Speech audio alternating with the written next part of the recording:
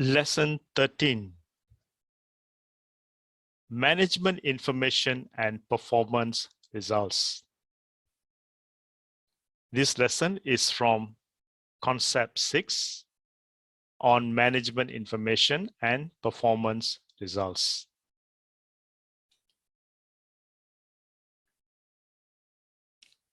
Lesson 13 Objectives. During this lesson, we will review the importance of managing the customer experience and the need for a coherent approach. Identify opportunities for capturing feedback. Explain how to use feedback effectively.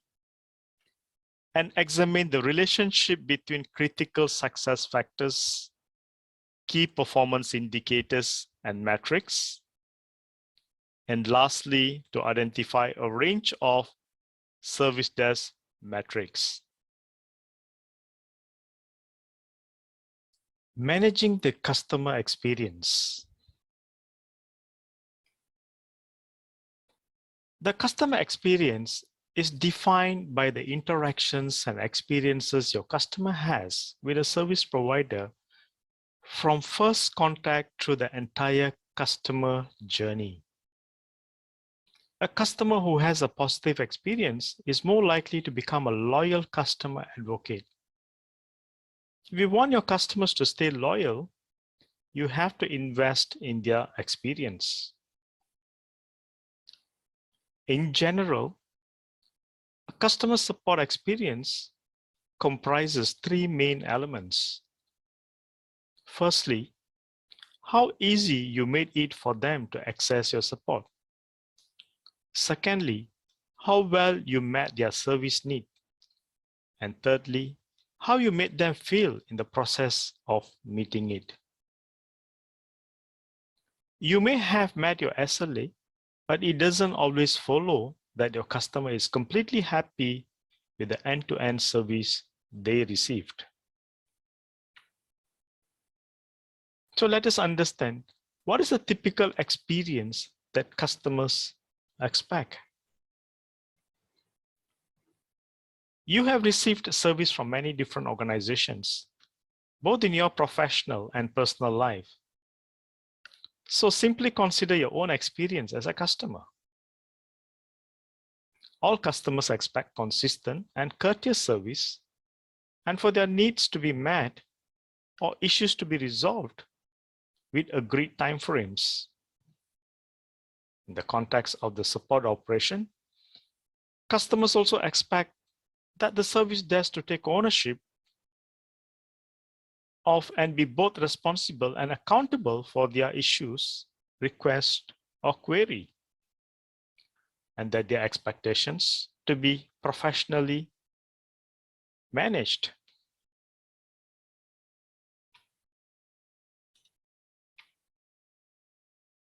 In addition to that, customer expectation is to also receive timely information and advice, and to be kept informed about any deviations from agreed action plans, and to use the standard business language throughout the communication,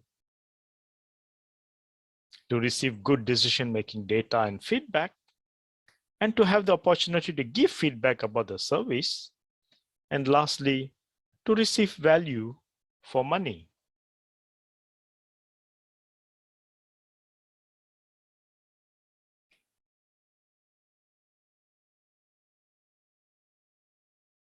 Managing the customer experience.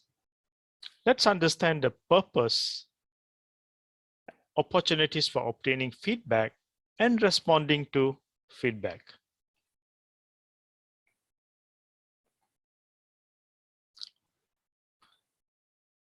The purpose of obtaining and recording feedback is to understand the customer's perception of the IT organization's products and services and address any negative or positive feedback in order to provide a consistent customer experience.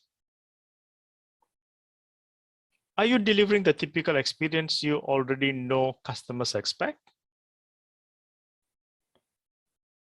Are you better or worse, or do your customers have other expectations? The only way to find out is to ask them and listen to the answer.